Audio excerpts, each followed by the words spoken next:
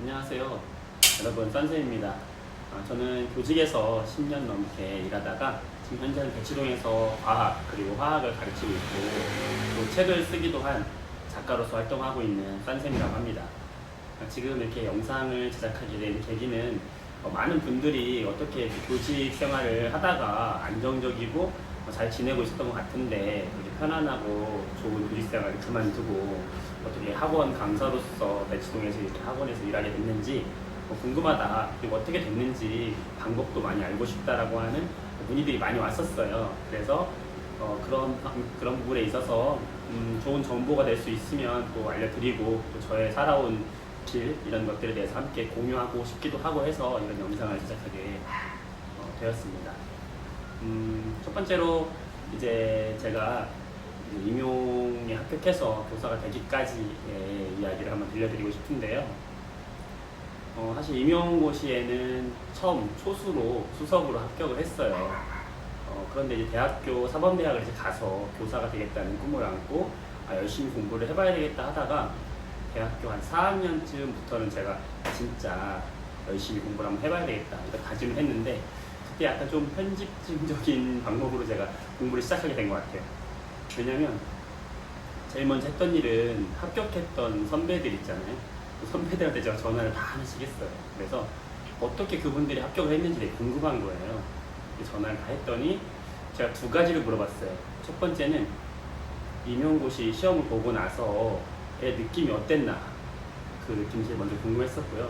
두 번째는 그분들이 공부한 장소가 되게 궁금했어요. 어디서 공부를 했을까? 되게 특이했죠. 지금 생각해봐도 제가 왜 그랬나 모르겠어요. 근데 재밌는 것은 다들 공통점이 뭐였냐면 시험을 보고 나서 다들 나 망친 것 같아 이런 공통점이 있었고요. 두 번째는 학교 도서관이 6층까지 건물이 있었는데 정말 99% 이상의 합격하셨던 선배들이 다 그 6층에서 공부를 한 거예요. 4층, 5층을 남겨두고 다 6층에서만 공부를 하는 사실을 제가 알게 돼요. 그래서 야, 이거 뭔가 있다, 왜 6층이지? 하면서 제가 사전 답사에 들어갑니다. 그래서 도서관에 6층에 가서 좋은 자리를 딱 찜해놓고 나도 이제 이 자리에서 공부해야 되겠다라는 목표를 가지고 공부를 하려고 들어가는데 4학년 이제 되는 첫 해 1월 2일이었어요. 들어갔는데 아침 6시 문을 여는데 사람들이 10명이 줄이 서 있는 거예요. 그래서 문을 딱 열어줬는데 따라서 쭉 들어갔어요. 근데 엘리베이터를 다 타고 전부 6층으로 가는 거예요. 설마 제가 찜해놓은 자리 아무도 앉지 않겠지 하고 따라갔는데 웬걸 제 1등에 있던 그 사람이 제가 찜해놓은 그 자리에 딱 앉는 사람인 거예요. 너무 허망해가지고 그날은 공부가 도저히 안 되고 2, 3일 동안 계속 도전했는데 도저히 그 사람을 제가 이길 수가 없는 거예요. 그래가지고 이거 어떡하지? 하다가 제가 한 가지 묘수를 내게 됩니다. 일주일째 공부 못하다가 다 엘리베이터 타러 갔을 때 제가 계단으로 막 뛰어서 올라가 6층까지. 그래서 6층에 딱 도달했는데 엘리베이터 도착을 아직 안 한 거예요. 너무 좋았어요. 그래서 힘든 내색을 하지 않고 천천히 걸어가지고 그 자리에 제가 처음 앉게 되거든요.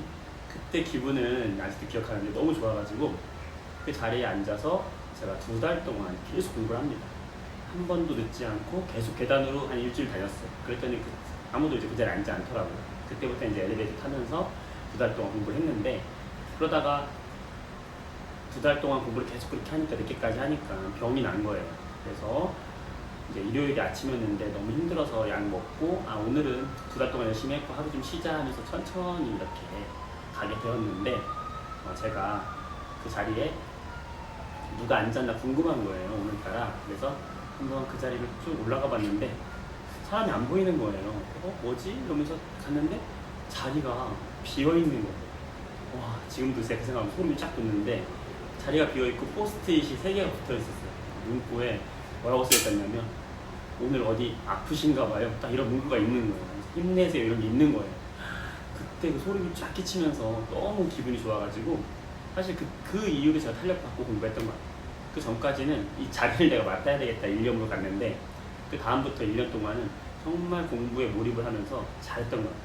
그 덕에 제 생각에는 그렇게 노력한 결과 임용고시를 첫 해에 수석으로 합격을 하게 된 게 아닐까 이런 생각을 해봅니다. 네, 이렇게 교사로서의 삶을 제가 압축해보면 세 가지 정도로 제가 생각할 수 있을 것 같아요. 첫 번째는 담임으로서의 삶이 있었고, 두 번째는 이제 학생부를 맡았거든요. 오랫동안 8년 정도 맡았는데 학생부 선생님으로서의 삶. 세 번째는 과학 교사로서의 삶이었는데 담임으로서의 삶 정말 좋았어요. 저는 아이들 너무 좋아했고, 그래서 아이들과 이벤트도 많이 하고 어떻게 하면 우리 반이 굉장히 즐거운 반이 될 수 있을까 연구를 많이 하면서 친구들하고 재밌게 지냈던 것 같고요.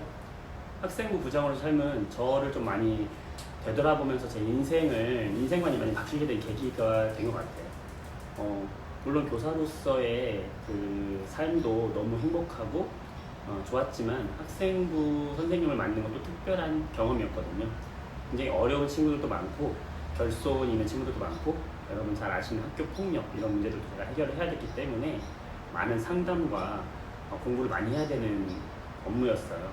네, 그런 일을 하면서 어떤 학교에 갔는데 어떤 선생님은 정말 힘든 아이들을 데리고 점심시간마다 같이 산책을 하시기도 하고, 제가 처음에는 그런 게 무슨 소용이 있나, 그냥 일 처리만 하면 되는 거 아닌가, 그냥 상과 벌을 주면 되는 거 아니야, 이렇게 단순하게 생각했던 제 모습이 그런 일을 제가 겪으면서 정말 아이들과의 교감, 아이들의 이야기를 들어주는 거, 아이들이 나를 믿고 내가 아이들을 믿었을 때 아이들이 진심으로 다가올 수 있다. 그러면서 진심으로 아이들의 삶이 바뀌는 걸 보면서 학생부 교사가 많이 힘들긴 했지만 정말 많은 것을 얻게 되는 그런 경험이었고요. 세 번째는 또 과학 교사로서의 삶인데요. 특히 저는 과학을 정말 좋아하고 가르치는 걸 좋아했기 때문에 그 당시 배움 중심 수업이라는 게 많이 이제 학상이 그런 때였기 때문에 제가 유튜브를 시작하게 되었어요. 유튜브를 시작하면서 수업을 할 때 좀 더 아이들이 공부하는 데 도움이 되고 수업 시간에도 활동을 많이 할 수 있게끔 제가 유튜브로 활동을 그렇게 시작을 하게 됐어요. 그러면서 연구하고, 또 하나는 주말마다 이제 좋은 교사들 모임이 있어요.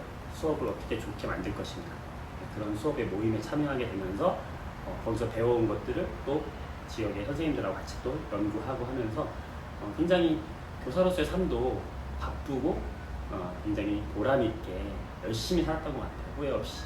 그렇게 살아왔던 교사의 삶이었어요. 네, 그래서 이런 열심히 살다 보니까 그런 보상도 많이 따라왔는데요. 교육부 장관 표창을 제가 2번 받게 돼요. 그래서 올해의 스승상, 그다음에 과학교사상, 이 상을 영광스럽게도 교육부 장관 표창을 2회나 받게 되고, 그러면서 이제 승진의 길도 굉장히 차곡차곡 잘 쌓아지면서 제 앞날이 누가 봐도 정말 탄탄대로였던 그런 교직생활을 해왔던 것 같습니다. 열심히 살았던 만큼 정말 천직이라 생각했고 좋은 교사생활을 했으면서 보람도 있었고 그러면서 얻는 것도 있었던 정말 행복한 교사생활을 했습니다. 자, 그러면 여기서 이제 여러분들 궁금증이 생기는 게 항상 이거 아니겠어요?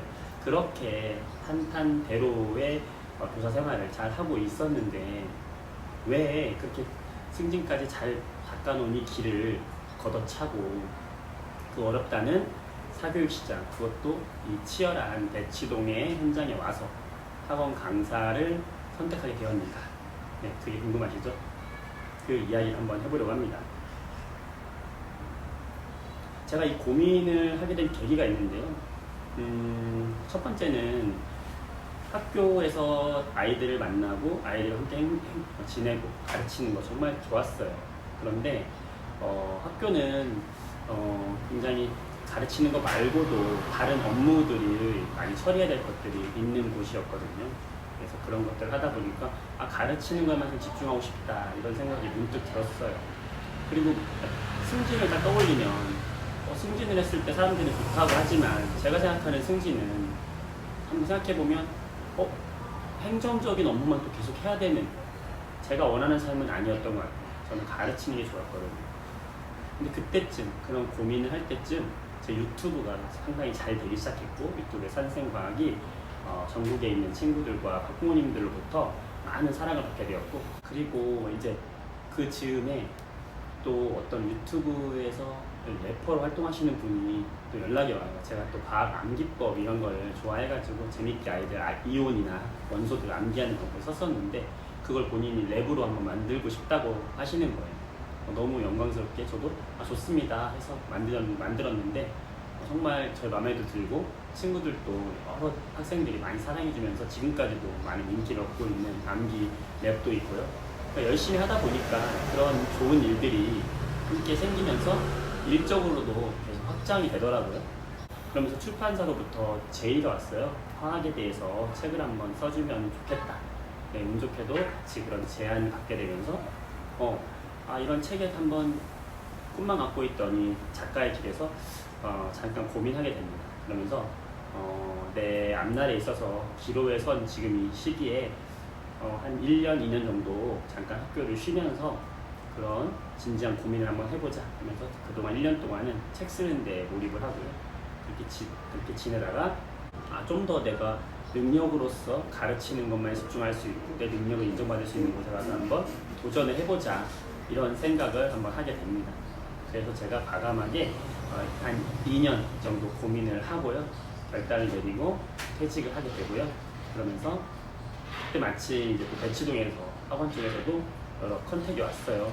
이렇게 한번 이런 포트폴리오, 제 유튜브를 보고 많이 연락이 왔는데 한 번쯤 같이 해보고 싶다 연락이 와서 그러면 저도 도전해보고 싶다 해서 이렇게 제가 대치동 학원가에 오게 됩니다. 네. 그 다음으로 제가 드리고 싶은 말씀은 그럼 학교 교사하고 지금 대치동에 온 지 한 2년 됐거든요. 그래서 2년 정도 활동했을 때 학교 교사로서의 장단점, 학원 강사로서의 장단점이 무엇인가 궁금하실 것 같아요. 특히 학교 교사분들 중에서 학원 강사를 꿈꾸고 계시는 분들이 있다면 이런 게 궁금하실 것 같아서 그것도 준비해봤는데요. 일단 학교 교사로서의 장점은 첫 번째는 교육자로서의 보람은 제일 컸던 것 같아요. 모든 아이들 가르치는 것도 있지만 아이들의 그 어린 시절의 삶을 경험을 바탕으로 해서 아이들의 인생에 많은 영향을 줄 수 있는 보람된 직업이다 라는 생각을 할 수 있고, 힘든 아이들을 나를 통해서 정말 행복해질 수도 있고 그런 인생에 큰 도움을 줄 수 있는 자리다, 보람도 굉장히 많다라는 게 교사의 장점인 것 같고요. 두 번째는 개인 여가 시간 무시 못할 것 같아요. 물론 이제 밖에서 보면 교사들 방학이니까 뭐 방학 때 쉬니까 좋겠다 하지만 제 생각에는 교사는 사실 방학이 없으면 굉장히 정신병 걸릴 것 같을 정도로 많이 힘들거든요.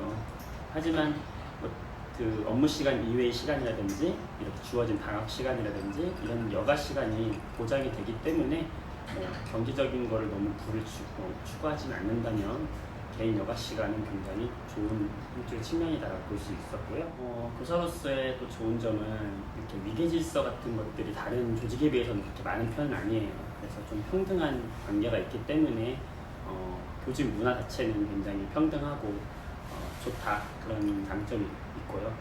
단점이라 하면은 많은 분들이 또 교사분들은 잘 아시겠지만 가르치는 게 다가 아니잖아요. 주어진 업무가 있기 때문에 사실은 업무와 가르치는 거의 비중이 어떻게 보면은 업무 쪽이 좀 더 어떤 업무에 맞느냐에 따라 다르겠지만 업무 쪽의 비중이 좀 더 커질 때도 있어서 가끔씩은 이 가르치는 거에 대해서 회의감이 들 때도 있고 힘에 부칠 때가 일단 사실 있습니다. 네. 그리고 또 하나는 단점이라 하면은 성과제는 아니잖아요, 교사는. 그래서 내가 막 정말 누구 옆에 있는 사람보다 너무 열심히 일한다, 밤을 새서 일한다 하더라도 그거에 대한 보상이 이렇게 따라오진 않아요. 보람으로 그냥 열심히 하는 그런 게 있는 거고요. 그리고 경제적인 부를 원한다면 사실은 교사 쪽은 아닌 것 같고요. 경제적으로 큰 부를 얻는 직업은 아닙니다. 대신에 아까 얘기했듯이 개인 여가 시간이 보장이 된다는 점, 그런 게 있고, 요즘 특히나 걔네 교권이 많이 무너졌다고 하잖아요. 네, 저도 학부모 민원도 많이 있었고 힘든 적이 있었어요. 밖에서 바라보는 것 이상으로 힘든 일도 많은데 그런 것들이 어떻게 보면은 교권이 살아나지 않는 이상 좀 그런 부분에 있어서는 좀 힘든 점이 아니었나 싶습니다. 그렇다면 학원 강사로서의 장단점은 무엇일까요? 저 학원에 이제 한 2년 있어 보니까 학원은 말 그대로 정말 무한 경쟁 사회예요. 그래서 장점이라 하면 내가 정말 능력이 되고 도전 의식만 가지고 있다면 내가 하는 만큼의 보상이 주어지는 곳이다 라고 말할 수 있어요. 그래서 정말 능력 있고 자신감 있는 사람이 즐겁게 행복하게 일할 수 있는 곳이고요. 요즘 대치동 같은 경우에는 프리랜서로 이제 일하는 분위기가 많아요. 그래서 자기가 주어진 시간에만 가서 수업을 하는 경우가 많은데 그럴 때 여가 시간 자기가 주어진 수업만 확실하게 하면 되기 때문에 가르치는 거에만 집중할 수 있다는 장점, 그 다음에 자기 여유 시간이 또 자기가 나름대로 프리랜서이기 때문에 개인 여가 시간도 자기가 잘 챙겨서 지낸다면은 자유롭죠.